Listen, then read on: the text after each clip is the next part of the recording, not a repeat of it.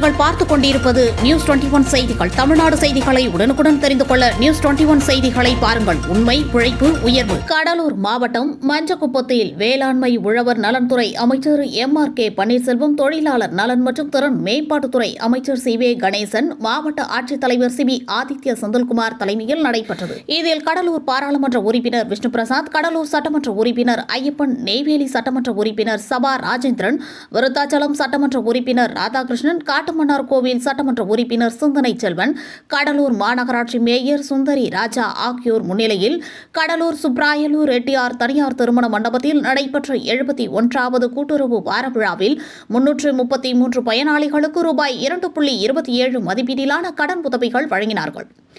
மேலும் கல்விக் கடன், நாட்டுப்புற கலைஞர்கள், மாற்றுத்திறனாளி, விவசாயம், தொழில் முனைவோருக்கு தொழில் கடன், சிறு வணிகர் கடன், மகளிர் சுய உதவிக்குழு சார்ந்த பயனாளிகளுக்கு கடன் உதவிகளை வழங்கினார்கள். மேலும் மாவட்ட அளவில் சிறந்த கூட்டுறவு நிறுவனங்களுக்காக தேர்வு செய்யப்பட்ட 47 கூட்டுறவு சங்கங்களை பாராட்டி நினைவு பரிசுகளை வழங்கினார்கள். அதனைத் தொடர்ந்து 71வது அனைத்து இந்திய கூட்டுறவு வார விழாவை முன்னிட்டு நடைபெற்ற பேச்சுப் போட்டி, கட்டுரை போட்டி, ஓவியப் போட்டி, முதல் 3 இடங்களை பிடித்த பள்ளி மற்றும் கல்லூரி மாணவர்களுக்கு பரிசுகள் மற்றும் சான்றிதழ்கள் வழங்கினார்கள். இந்த நிகழ்ச்சியில் மாநகராட்சி துணை மேயர், மாவட்ட காவல் கண்காணிப்பாளர், கூட்டுறவு சங்கங்களின் இணைப்பதிவாளர், பொதுமக்கள் மற்றும் அரசு அதிகாரிகள் உட்பட பலர் கலந்து கொண்டனர்.